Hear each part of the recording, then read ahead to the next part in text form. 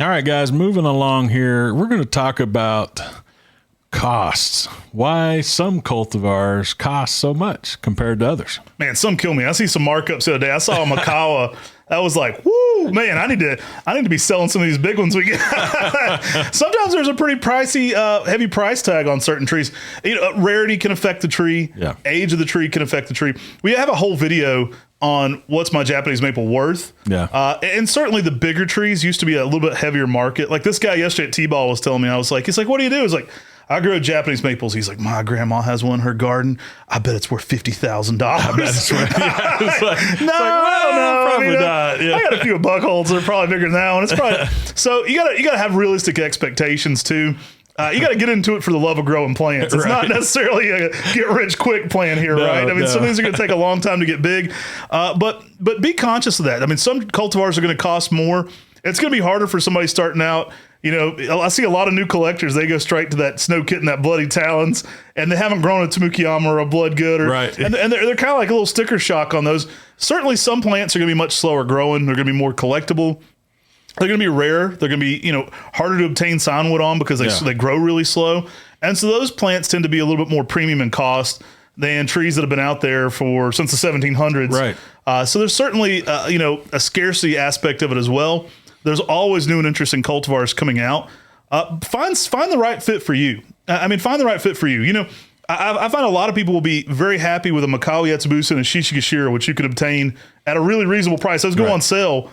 And that might be a good tree for them to start out with and find out what they like about that tree before diving into a snow kitten. Because there's certainly different aspects of different trees, and some of them can be quite pricey. I mean, not just us, all around the Japanese maple world, the rare trees definitely going to cost more in plant collecting. Yeah. But yeah, kind of something to factor in there. A lot of great plants, though, are tried and true and tested and pretty affordable for the market. I don't think we've raised our prices on our 1 gallons since I actually went down on our price of our 1 gallons since my dad owned it. I took this over from dad in 08. And so I think our 1 gallons have stayed pretty close to the same market value since then. But yeah, factor that into your garden and factor it into your consideration for the plant. So I think Japanese maples are a great plant to invest into for your landscape. You're going to get a lot of high reward out of them. Mm-hmm. They typically tend to be some of our more showy plants that we care about more in our landscape. And so it's not bad to invest a little bit more into that. Do some research. If you're buying a $4,000 planter, you might want to look around a little bit. I mean, there might be some alternatives to that. Starting small isn't a bad problem either, like you said. Like sometimes going ahead and buying that 1 gallon Makawa and getting in the ground for a few years is going to shock you when that tree's 5. Right. It's really going to shock you at how great that tree looks in a 3 to 4 year span even. So don't be afraid to start with smaller plants. But yeah, factor that into your cost. If you need a really high impact plant, maybe that's the one you kind of splurge on a little bit more. You get like a 7 or a 10 gallon or something on that one if you're wanting to really have this one spot that's already a little bit more established. But I would recommend not to be afraid to start small if you want to kind of cut costs and collect more maples. I mean, I know your garden, just since moving from Oklahoma, has changed so much. Oh yeah, absolutely. Yeah, I think it's fun to get into collecting, and I realize there's this cost involved with it. I think we all kind of struggle with the balance of that, of how much you're willing to invest into it and how much it's worth to you.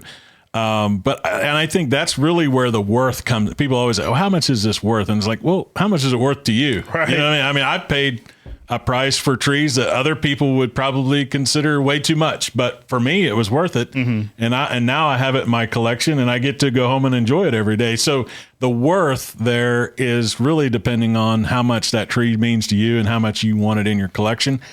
And then obviously financially, I think we all, are in different places in our lives of what we can afford and all of that. But I think the market kind of drives it a little bit. I've noticed more of that kind of market influence over the last few years.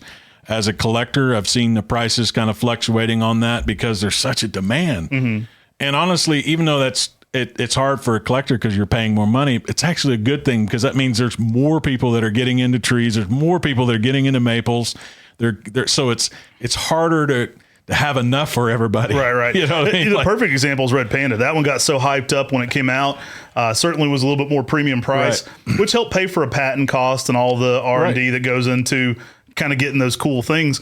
It does slowly, as the numbers increase, kind of come down in price over time. So it might take a year or two to kind of pay down some of the initial development on things, but also you're supporting an industry too. So like I always recommend people to buy the cool plants they want, whether it's maples or whatever. It takes cool plants to keep farms open. So we really appreciate it. So pretty cool stuff there, but there's a plant for everybody. So don't feel like you have to start out at a Bloody Talons, all right? It might be a very expensive 1 gallon. I mean, oftentimes those could be well over $100, maybe even $150 for a 1 gallon Bloody Talons. The original one since the 90s is about 2 feet tall, about 2 feet wide. So it's a very slow grower. There's not a lot of soundwood. So there's a high demand for collectors for things like that, but a very small amount to create. And so factor that into your consideration. If you're new to collecting, there's a lot of great plants. I mean, we put 40 new plants just on the 10 at 10s each week. There's a lot of great plants that are easy to grow that might fit what you're looking for a little bit more than going after the shiniest new thing. There's some great plants, though. I mean, one of the reasons we develop plants is like that hot blonde. Now that one goes on sale all the time. That used to be a red panda, right? I mean, it was like, when are you ever going to have hot blonde available? Yeah. And it takes a couple years to kind of get that stock. But I mean, there's times where we've sold hot blonde on sale, pretty significant discounts. Right. Yeah.